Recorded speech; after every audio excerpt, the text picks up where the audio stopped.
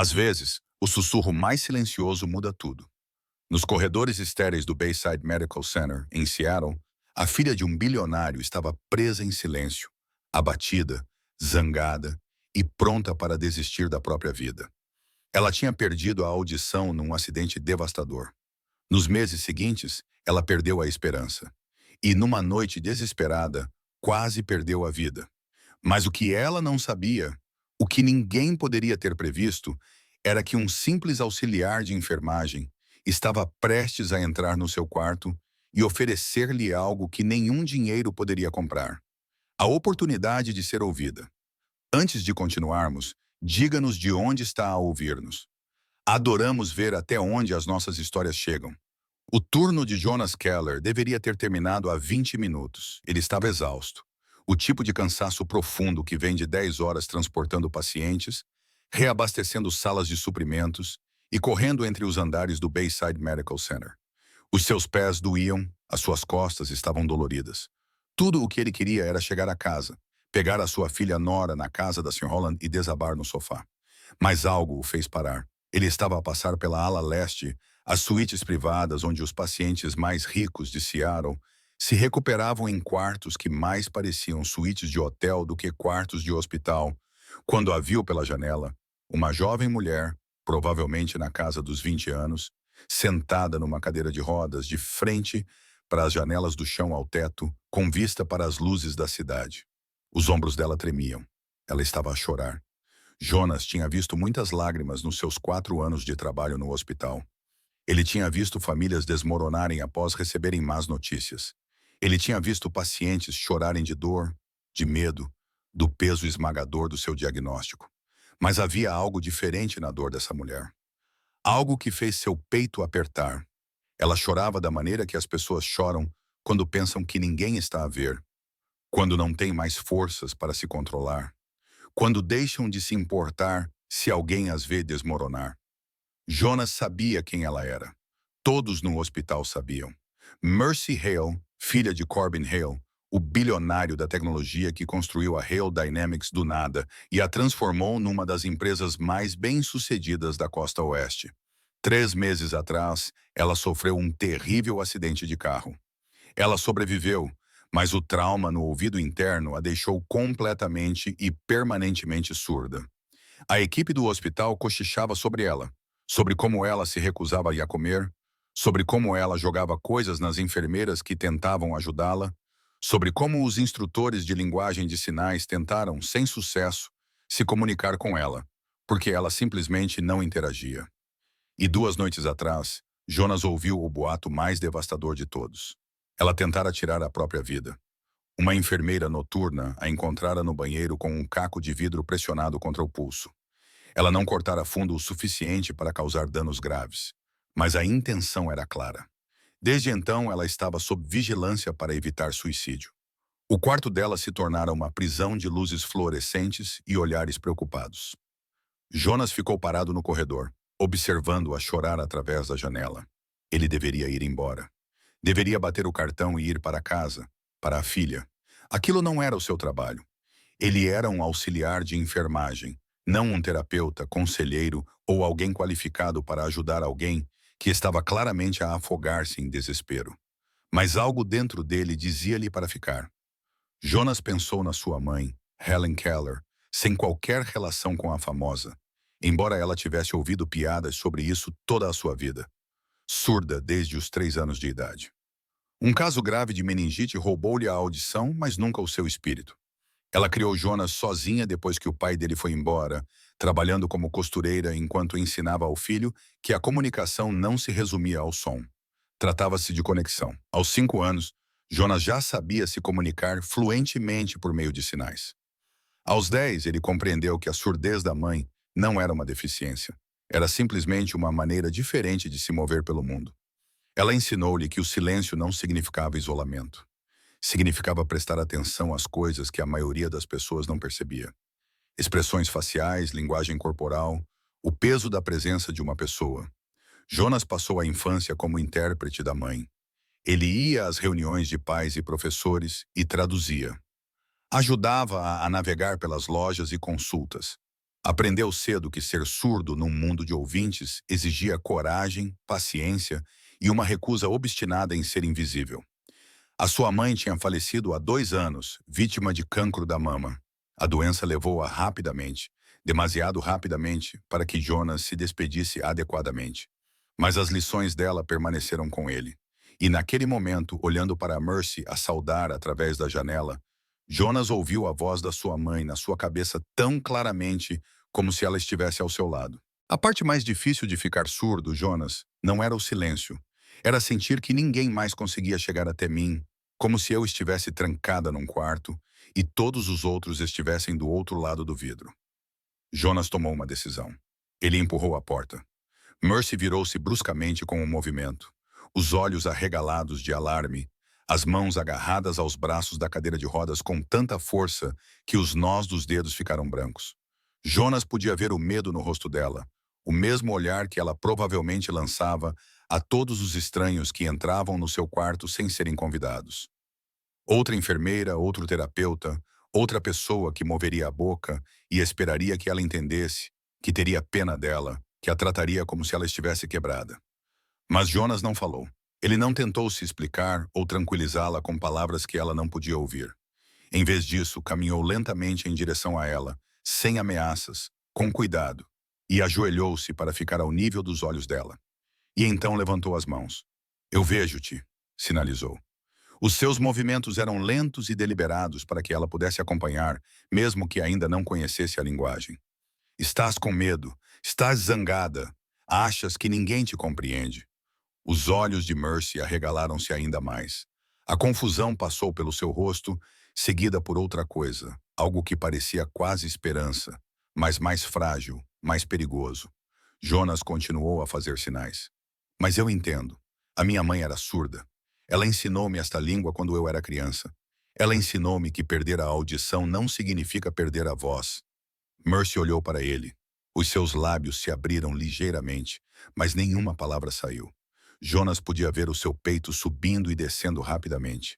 Podia ver as lágrimas ainda a escorrerem pelo seu rosto. "Eu sei que estás a sofrer. Eu sei que te sentes sozinha, mas não estás.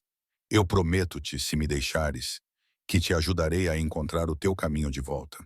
Por um longo momento, Mercy não se mexeu, não respirou. Ela apenas olhou para este estranho que entrou no seu quarto e falou com ela. Na verdade, falou com ela numa linguagem que não exigia som. Então, lentamente, ela acenou com a cabeça. Apenas uma vez, quase imperceptivelmente, mas foi o suficiente. A porta se abriu com um estrondo. "O que diabos está a acontecer aqui?" Jonas levantou-se rapidamente quando Corbin Hale invadiu o quarto. O bilionário tinha cerca de 60 anos, era alto e imponente, vestindo um terno caro que provavelmente custava mais do que Jonas ganhava em 3 meses. O seu rosto estava vermelho de fúria e medo, o olhar de um pai que via a sua filha a afastar-se e não suportava ver outro estranho perto dela. "Quem é você?" exigiu Corbin. "O que ele está a fazer no quarto da minha filha?" Jonas manteve a voz calma e firme. "O meu nome é Jonas Keller, senhor. Trabalho aqui como auxiliar de enfermagem. Eu sei linguagem de sinais americana. Minha mãe era surda. Vi que sua filha estava chateada e quis ajudar." Os olhos de Corbin se estreitaram perigosamente. Ajudar. Ele deu um passo à frente, sua voz baixando para um tom frio e controlado de raiva. "Você viu uma oportunidade, não foi? Você viu uma jovem vulnerável e pensou em se intrometer e bancar o herói. O que você quer? Dinheiro, é isso?" "Não, senhor. Não quero nada de si. Só sei como é amar alguém que vive em silêncio, e sei que a sua filha está a sofrer de uma forma que a medicina não consegue curar. Não sabe nada sobre a minha filha." A voz de Corbin falhou ligeiramente. "Não faz ideia do que ela passou, do que nós passamos." "Tem razão. Não sei. Mas sei como é ver alguém que se ama sentir-se completamente sozinho numa sala cheia de pessoas. E sei que, às vezes, a única coisa que ajuda é saber que alguém pode realmente ouvir-nos, mesmo sem palavras." Corbin abriu a boca para responder, mas fechou-a novamente. O seu maxilar estava tão apertado que Jonas podia ver os músculos a trabalhar. O bilionário parecia querer expulsar Jonas da sala, talvez de todo o hospital. Mas então algo o fez parar. Ele virou-se para olhar para a filha. Mercy estava a olhar para Jonas com uma expressão que Corbin não via há 3 meses. Os olhos dela ainda estavam cheios de lágrimas, mas não eram as lágrimas vazias e sem esperança a que ele se habituara. Agora havia algo mais ali, algo que parecia perigosamente com esperança. Os ombros de Corbin caíram ligeiramente. Quando ele falou novamente, sua voz estava mais baixa. Os melhores instrutores de linguagem de sinais de Seattle tentaram trabalhar com ela. Terapeutas, especialistas, todos falharam. Talvez, disse Jonas gentilmente. Ela ainda não estava pronta para ouvir. Corbin ficou em silêncio por um longo momento. Então, ele pegou o telemóvel. Qual é o seu nome? Jonas Keller. Espere lá fora, Sr. Keller. Preciso de fazer algumas chamadas. Jonas saiu para o corredor com o coração a bater forte. Ele acabara de se meter numa situação que estava muito acima do seu nível. Ele abordara a filha de um bilionário sem permissão. Fizera promessas que não tinha certeza de poder cumprir. O que ele estava a pensar? Mas então ele se lembrou do jeito como Mercy o olhara quando ele assinou. A forma como a sua expressão se abriu por um momento. A forma como ela acenou com a cabeça, dando-lhe permissão para tentar. 20 minutos depois, Corbin Hale saiu da sala. Sr. Keller, a sua voz ainda estava cautelosa, mas a raiva tinha se transformado em algo mais complicado. Falei com a minha filha. Ela quer que lhe ensine. Jonas pestanejou. A linguagem gestual. Ela quer aprender consigo. Corbin cruzou os braços. Estou a oferecer-lhe um cargo como professor particular dela. 3 dias por semana, 2 horas por sessão. Pagarei 3 vezes mais do que ganha agora como auxiliar. Virá à nossa casa assim que a Mercy tiver alta. Se isto funcionar, se conseguir realmente chegar até ela, o cargo será seu enquanto ela precisar. A mente de Jonas ficou confusa. 3 vezes o seu salário. Esse dinheiro poderia mudar tudo para ele e para a nora. Mas não era por isso que ele tinha entrado naquela sala. Aceito, disse Jonas, mas não pelo dinheiro. Aceito porque a sua filha merece saber que não está sozinha. Corbin observou-o por um longo momento. Então, surpreendentemente, um pequeno sorriso surgiu no canto da sua boca. Talvez você seja diferente. Jonas dirigiu para casa em um torpor. As ruas de Seattle estavam molhadas devido a uma chuva anterior, refletindo o brilho das luzes da rua e dos letreiros de neon. Ele agarrou o volante tentando processar o que acabara de acontecer. Um momento de impulso, uma decisão de atravessar uma porta, e toda a sua vida tinha mudado de direção. Pensou em Nora, a sua doce e curiosa filha de 6 anos, que provavelmente já estaria a dormir. A Sra. Hollands certificava-se sempre de que ela estivesse aconchegada na cama às 20h30. Mas Jonas detestava perder a hora de dormir. Detestava que a sua filha fosse para a cama tantas noites sem ouvir o pai dar-lhe boa noite. Nora já não se lembrava muito bem da mãe. Tinha 3 anos quando Lilac morreu, muito nova para guardar qualquer coisa além de impressões vagas e das fotografias que Jonas mantinha pela casa. Lilac a sorrir no dia do casamento. Lilac a segurar a bebê Nora no hospital. Lilac a rir de alguma piada que Jonas não se lembrava de ter feito. 3 anos atrás, Jonas beijou a sua esposa antes da cirurgia de rotina na vesícula biliar. Ela estava nervosa, mas os médicos garantiram que era um procedimento simples, de baixo risco. Ela voltaria para casa no mesmo dia. Em vez disso, uma embolia pulmonar a levou antes que alguém pudesse fazer algo para impedir. Num momento ela estava viva, no outro não estava mais, e Jonas se tornou pai solteiro da noite para o dia. Na altura, ele estava na pós-graduação, a estudar para se tornar professor de educação para surdos. O seu sonho era fazer por outras crianças surdas o que a sua mãe tinha feito por ela, para ajudá-las a navegar num mundo que não tinha sido construído para elas. Mas sonhos não pagam contas. Sonhos não fornecem seguro de saúde para uma criança de 3 anos em luto que precisava de estabilidade mais do que o pai precisava de ambição. Então Jonas abandonou a pós-graduação e aceitou o cargo de auxiliar no Bayside Medical Center. Era um trabalho estável, com salário decente, benefícios de saúde e que lhe permitia estar em casa todas as noites para a sua filha. Ele colocou as suas aspirações de professor numa caixa rotulada "Um dia" e concentrou-se em ser o pai que Nora precisava. Jonas parou em frente à casa da Sra. Holland, uma casa modesta de 2 andares, com uma luz na varanda que estava sempre acesa. A professora aposentada tinha sido uma dádiva de Deus quando Jonas precisava de alguém para cuidar de Nora durante os seus turnos. Ela tratava a sua filha como se fosse sua neta, e Jonas seria eternamente grato por isso. A senhora Holland abriu a porta antes que ele pudesse bater. Ela está a dormir, sussurrou ela, com um sorriso no rosto gentil. Mas juro que ela tentou ficar acordada à sua espera. Aquela criança luta contra o sono como se fosse seu inimigo pessoal. Jonas sorriu cansado. Obrigado, Patrícia. Não sei o que faria sem você. Oh, cale a boca. Aquela menina é pura alegria. A senhora Holland deu um tapinha no braço dele. Você parece exausto, Jonas. Turno longo. Pode-se dizer que sim. Na verdade, algo incomum aconteceu esta noite. Ele contou a ela sobre Mercy, sobre entrar naquela sala, sobre a oferta que Corbin Hale tinha feito. A senhora Holland ouviu com os olhos arregalados. Quando ele terminou, ela apertou a mão dele. A tua mãe ficaria muito orgulhosa de ti. Jonas sentiu a garganta apertar. Só espero poder realmente ajudá-la. Tu vais ajudar, disse a senhora Holland com firmeza. Tu tens o coração da tua mãe, Jonas, e isso é mais poderoso do que qualquer diploma ou certificação. Jonas levou Nora para o carro, o pequeno corpo dela quente e pesado de sono contra o ombro dele. Ela mexeu-se ligeiramente quando ele a colocou na cadeirinha. Papai! A sua voz estava sonolenta e fraca. Olá, querida. Desculpe pelo atraso. Tudo bem, ela bocejou. A senhora Holland fez biscoitos. Guardei alguns para você também. Jonas sentiu o coração apertar. Obrigado, querida. Foi muito atencioso da sua parte. Papai. Os olhos de Nora já estavam a fechar novamente. Ajudaste alguém hoje no hospital? Jonas parou com a mão na porta do carro. Sim, querida. Acho que sim. Que bom.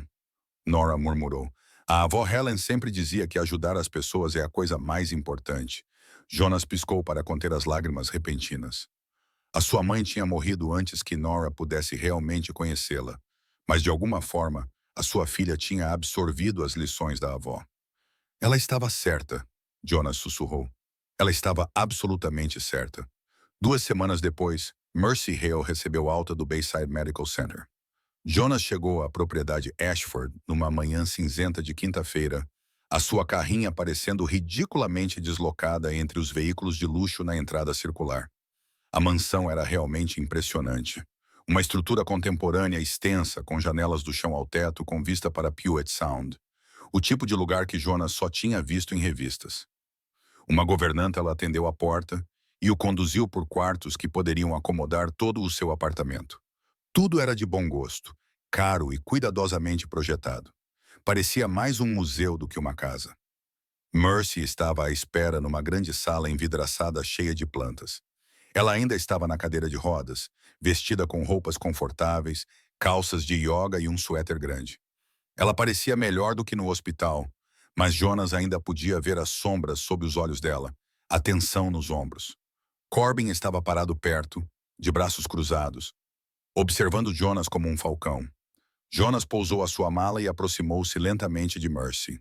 Ajoelhou-se para ficar novamente ao nível dos olhos dela, tal como tinha feito no hospital, e cumprimentou-a por gestos. Olá, Mercy. Está pronta para começar? Mercy olhou para ele. Depois, hesitante, levantou as mãos e tentou responder por gestos. Os seus movimentos eram desajeitados, incertos, mas Jonas conseguiu perceber o que ela estava a tentar dizer. Estou com medo. Jonas sentiu algo se partir no seu peito. Ele respondeu com sinais, com movimentos suaves. Não faz mal ter medo. Vamos devagar. Prometo. As primeiras sessões foram brutais. Não porque Mercy não estivesse a tentar. Ela estava. Mas a frustração surgiu rapidamente quando as suas mãos não se moviam da forma que o seu cérebro queria. Quando ela não se lembrava dos sinais que tinha aprendido no dia anterior, quando Jonas tinha de corrigir a sua posição repetidamente. Durante a terceira sessão, ela atirou um livro pela sala. Isso aconteceu depois de Jonas ter corrigido o mesmo sinal pela quinta vez. O rosto de Mercy ficou vermelho, os olhos cheios de lágrimas de raiva, e ela agarrou o objeto mais próximo, um livro de capa dura sobre arquitetura, e atirou-o contra a parede. Jonas não se assustou. Ele esperou enquanto ela respirava ofegante, cobrindo o rosto com as mãos e os ombros a tremerem com soluços silenciosos. Então, ele se aproximou, ajoelhou-se ao lado da cadeira de rodas e esperou até que ela olhasse para ele. Você tem o direito de ficar com raiva, ele sinalizou. Você tem o direito de ficar frustrada. Isso é difícil, mais difícil do que a maioria das pessoas jamais compreenderá. Mas atirar coisas não vai tornar isso mais fácil. Mercy olhou para ele com raiva, através das lágrimas. Eu odeio isso, ela respondeu com movimentos bruscos e agressivos. Odeio estar quebrada. Odeio que todos me olhem como se eu fosse frágil. Odeio que o meu próprio pai tenha que aprender uma nova língua só para falar comigo. Você não está quebrada, Jonas disse com firmeza. Você está diferente agora. Não é a mesma coisa. Você não entende, Mercy disse. E Jonas podia ver o desespero nos olhos dela. Eu tinha uma vida. Eu tinha planos.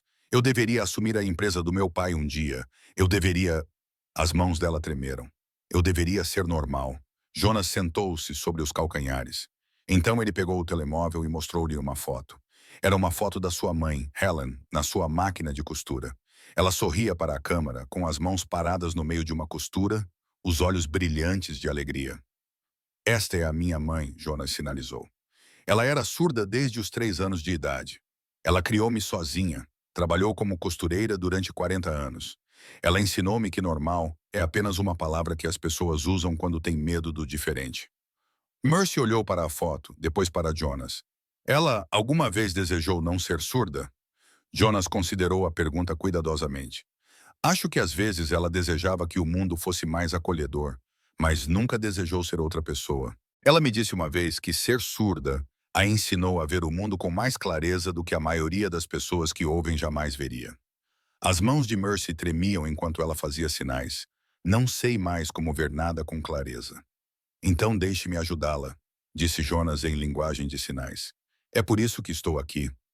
Já alguma vez viu alguém aprender a confiar novamente depois de ter perdido tudo? Não é uma linha reta, não é uma subida constante. É confuso e não linear, cheio de avanços seguidos de recuos, esperança interrompida pelo desespero, mas também é uma das coisas mais bonitas que alguma vez testemunhará. Nos meses seguintes, algo mudou.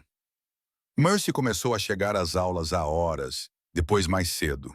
Começou a praticar entre as sessões, as suas mãos movendo-se através de sinais, enquanto se sentava junto às janelas com vista para a água.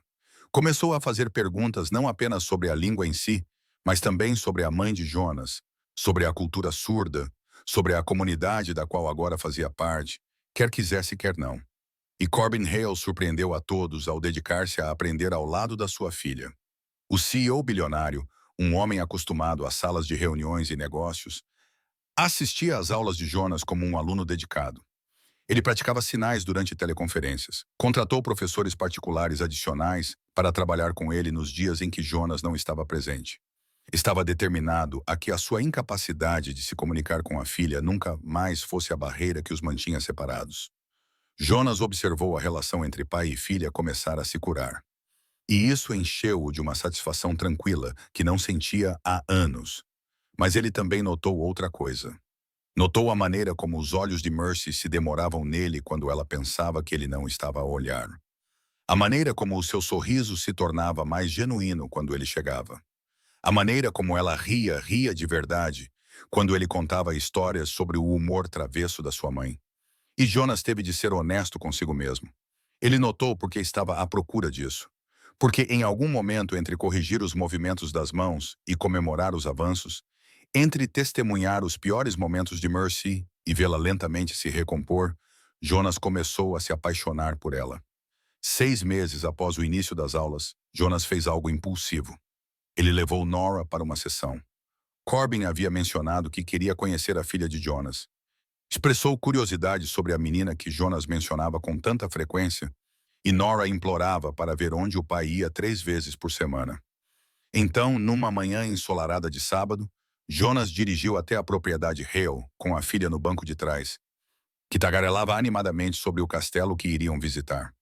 Mercy estava na sala de sol quando eles chegaram, praticando sinais com um livro apoiado no colo. Ela olhou para cima quando Jonas entrou, e sua expressão mudou de concentração para surpresa quando viu a menina segurando a mão dele. Nora olhou para Mercy com olhos arregalados e curiosos. Então, Ela deu um passo à frente e sinalizou. Olá, o meu nome é Nora. Você é muito bonita. Mercy ficou de boca aberta. Ela olhou para Jonas, depois voltou a olhar para Nora. Você sabe linguagem de sinais? Mercy sinalizou para a menina. A minha avó Helen ensinou-me antes de morrer. Nora gesticulou com a confiança de alguém que usa a linguagem desde antes de saber falar. O papá disse que ela era a pessoa mais inteligente que ele conhecia. Os olhos de Mercy encheram-se de lágrimas, mas desta vez eram lágrimas de felicidade. A tua avó parece ter sido maravilhosa, gesticulou Mercy. Ela era, concordou Nora. Depois, subiu para o colo de Mercy como se a conhecesse há anos. O papá fala de si o tempo todo. Ele diz que é muito corajosa. Jonas sentiu o rosto aquecer. Corbin, que acabara de entrar na sala, tentava não sorrir.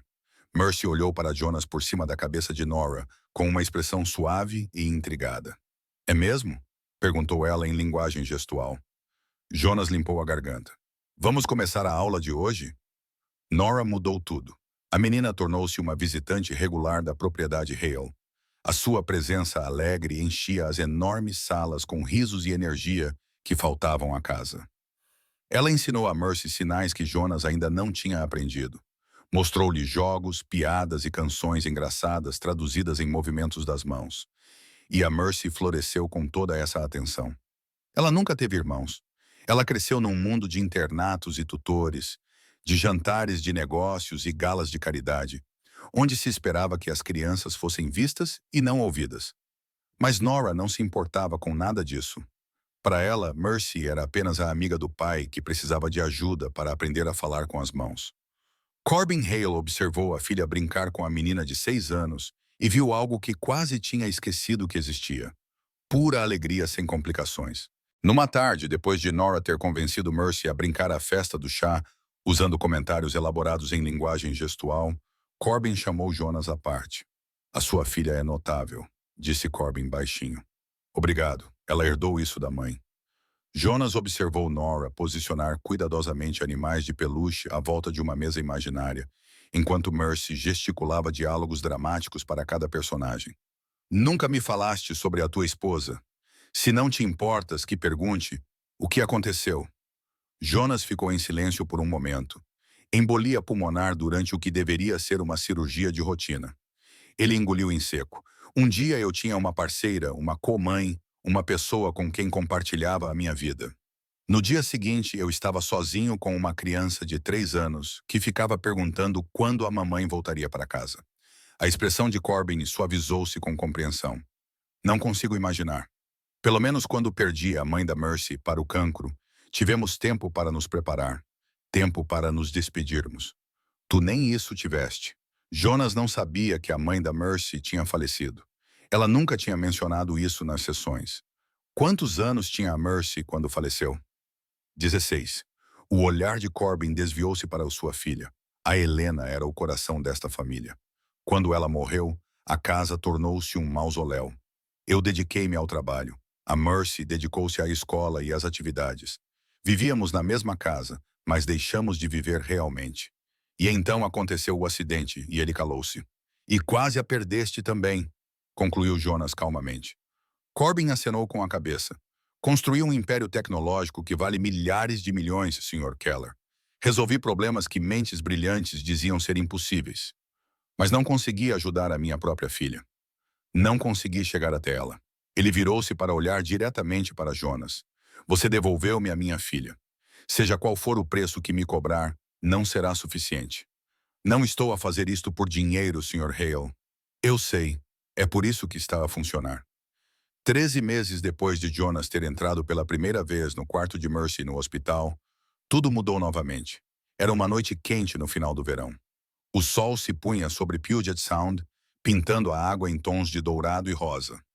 Nora estava dentro de casa com Corbin, os dois construindo um elaborado forte de cobertores na sala de estar, um projeto que o CEO bilionário abordou com a mesma intensidade que dedicava às reuniões do conselho. Jonas e Mercy estavam na varanda, observando a luz dançar sobre as ondas. Mercy já andava há meses. Sua recuperação física estava completa, mesmo que a cura emocional ainda estivesse em andamento. Ela parecia saudável, forte. mais confiante do que Jonas jamais a tinha visto. Ela tinha começado a trabalhar como voluntária em um centro para jovens surdos, usando sua experiência para ajudar outros a navegar em sua nova realidade. Estive pensando, Mercy sinalizou, suas mãos movendo-se graciosamente pelo ar quente, sobre como seria a minha vida se não tivesses entrado no meu quarto naquela noite. Jonas virou-se para ela. Tu terias encontrado o teu caminho eventualmente. És mais forte do que pensas. Não acho, Mercy sinalizou. Honestamente, eu estava pronta para desistir, Jonas. Eu tinha desistido. E então tu apareceste e te recusaste a deixar-me desaparecer. Vi alguém que precisava de ajuda. Jonas fez sinais. Não podia simplesmente ir embora. Por que não? A maioria das pessoas foi. Jonas hesitou. Como poderia explicar aquele momento no corredor? A atração que sentira pela dor dela, a voz na sua cabeça, que soava como a da sua mãe, a certeza de que tinha algo precioso a oferecer. A minha mãe ensinou-me que o silêncio não significa que alguém não tem nada a dizer. Ela ensinou-me a ouvir com mais do que os meus ouvidos. E quando te vi naquela noite, ouvi-te gritar, mesmo que não tivesses emitido nenhum som. Os olhos de Amy brilharam com lágrimas. Obrigada, ela sinalizou, por me ouvir, por não desistir. Por me mostrar que perder a audição não significava perder tudo. Obrigado, Jonah respondeu em linguagem gestual, por me deixar entrar. Eles ficaram em um silêncio confortável por um momento, observando o sol se pôr no horizonte. Então Mercy fez algo que deixou Jonas sem fôlego. Ela estendeu a mão e segurou a dele. Não para se comunicar, não para praticar um gesto, apenas para segurá-la. Jonas olhou para as mãos entrelaçadas, depois para o rosto dela.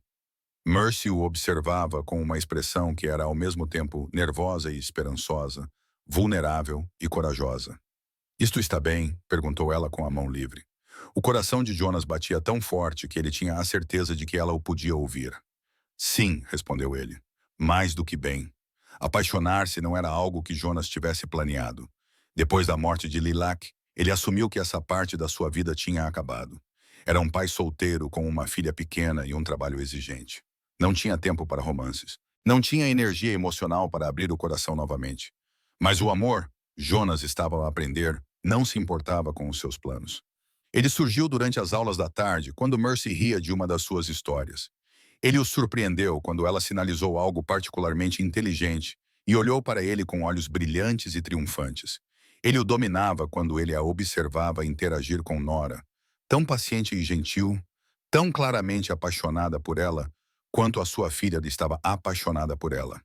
E Jonas percebeu algo que o aterrorizava e o entusiasmava. Ele queria isso. Ele a queria. Ele queria um futuro que incluísse o sorriso de Mercy e o riso de Nora, e a possibilidade de construir algo novo a partir dos pedaços quebrados de seus passados. Mas havia um problema significativo e impossível de ignorar. Jonas era um auxiliar de enfermagem que ganhava $40.000 por ano. Mercy era filha de um bilionário e morava numa mansão com vista para Puget Sound. Ele conduzia um caminhão remendado com fita adesiva e esperança. Ela cresceu a frequentar galas de caridade e a viajar pelo mundo. Que direito tinha ele de se apaixonar por alguém tão distante do seu mundo? O confronto veio de uma fonte inesperada. Foi a Sra. Hollands, entre todas as pessoas que o confrontou. Ele estava a buscar a Nora uma noite. Jonas Keller, precisamos de conversar. Jonas pestanejou. Está tudo bem? A Nora? A Nora está bem. Ela está lá em cima a brincar. Isto é sobre ti e é aquela jovem que estás a ensinar. Jonas sentiu o estômago revirar. Sra. Holland, não sei do que está a falar. Não te atrevas a mentir-me, rapaz. Apesar da sua pequena estatura, a Sra. Holland podia ser formidável quando queria. Eu observei-te nos últimos meses. Tu voltas para casa radiante depois das aulas. A Nora fala da senhorita Mercy como se já estivesse a planear o casamento. E agora, quando mencionei que os Hales nos convidaram para jantar na próxima semana, tu pareceste apavorado. Jonas deixou-se cair numa cadeira. É complicado. O amor geralmente é, mas fugir dele não o torna menos complicado. Só te deixa solitário. Ela é filha de um bilionário. Eu não sou ninguém. O que tenho para lhe oferecer? Oh, Jonas. A Sra. Hollands pegou na mão dele. Tu devolveste-lhe a vida. Mostraste-lhe que ela não estava sozinha. Fizeste-a acreditar em si mesma novamente. E achas que o dinheiro é mais importante do que isso? O pai dela. O pai dela olha para ti como se tu andasses sobre as águas. Aquele homem dar-te-ia tudo o que pedisses porque fizeste algo que o dinheiro dele não pode comprar. Salvaste a filha dele. Jonas abanou a cabeça. Eu não a salvei. Ela salvou-se a si própria. Eu apenas apareci. Exatamente.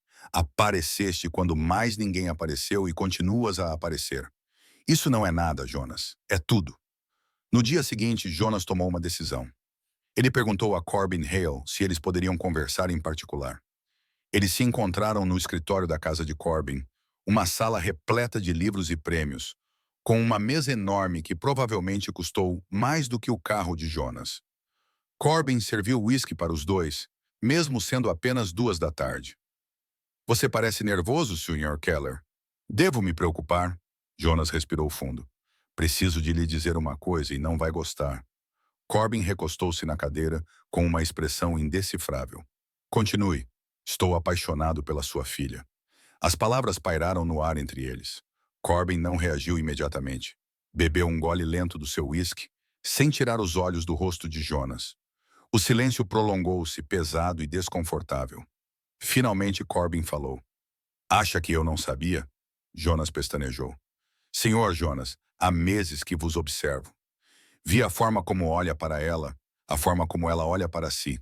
Vi a minha filha sorrir mais no último ano do que na década desde que a mãe dela morreu. Vi-a transformar-se de alguém que queria morrer em alguém que mal pode esperar para acordar todas as manhãs. E achas que eu não sei por quê? Eu sei que não sou. Quer dizer, não tenho nada a oferecer-lhe. Na verdade, não. Sou apenas... És apenas o homem que me devolveu a minha filha, interrompeu Corbin. A sua voz estava rouca de emoção. És apenas a pessoa que a viu no seu pior momento e não desviou o olhar. És apenas aquele que lhe ensinou que ela ainda era inteira, mesmo quando se sentia destruída. Jonas sentiu a garganta apertar. Não quero que penses que eu tinha segundas intenções. Quando entrei no quarto dela naquela noite, eu não estava... Eu sei. Corbin levantou-se e caminhou até a janela com vista para o mar. É exatamente por isso que não estou a expulsar-te da minha casa agora. Porque sei que as tuas intenções sempre foram puras. Sei que amas a minha filha pelo que ela é, não pelo que ela tem. Ele virou-se para Jonas. Mas preciso saber uma coisa. Tens a certeza disso? A minha filha passou por um inferno. Ela ainda está a se recuperar. Ela ainda está a descobrir quem ela é nesta nova realidade. Se não tiveres certeza absoluta... Tenho certeza, disse Jonas com firmeza. Eu amo-a. Amo a sua força e a sua teimosia e a maneira como ela se recusa a deixar que qualquer coisa a derrote. Adoro como ela é gentil com a nora. Como se dedicou a ajudar outros jovens surdos. Como ri das minhas piadas terríveis, mesmo sem conseguir ouvir o final. Corbin ficou em silêncio por um momento. Então, para a surpresa de Jonas, ele sorriu. Então tenha a minha bênção, pelo que isso vale. Jonas sentiu que podia respirar novamente. Vale tudo, senhor.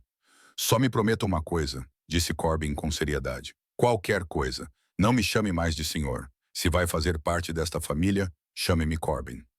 Jonas contou a Mercy como se sentia numa tranquila tarde de terça-feira.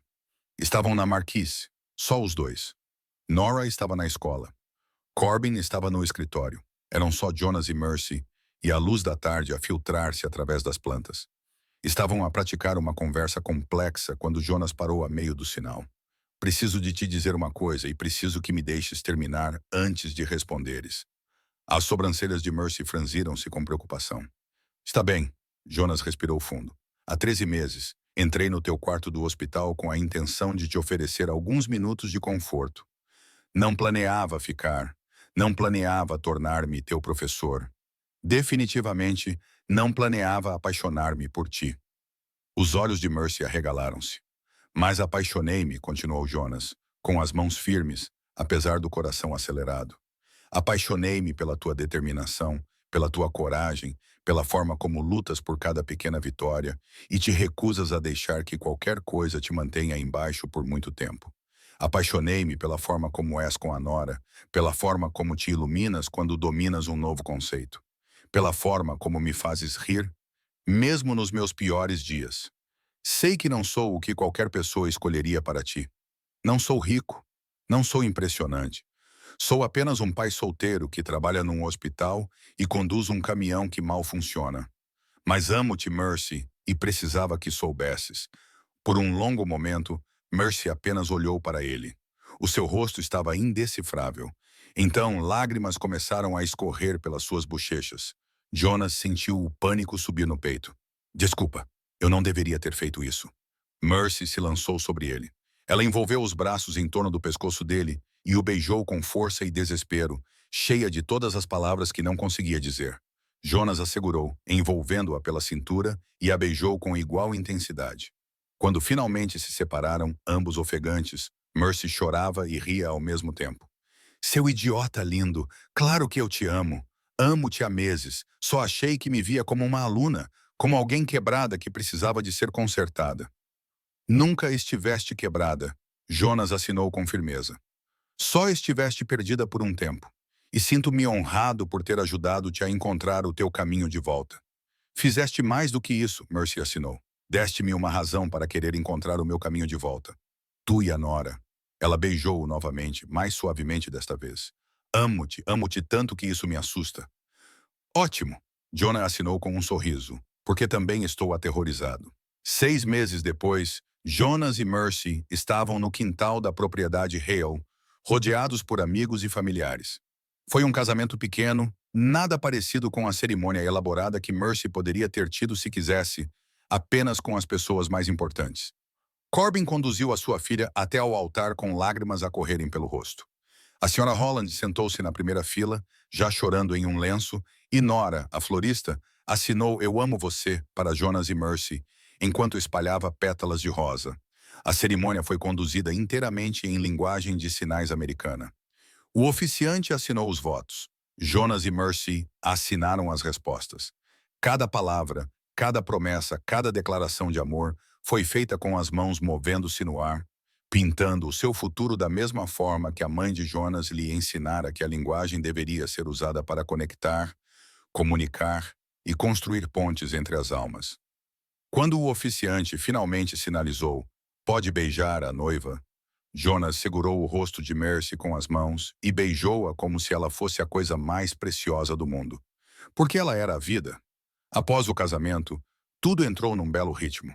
Jonas finalmente concluiu a sua licenciatura em Educação de Surdos com o incentivo e apoio financeiro de Corbin.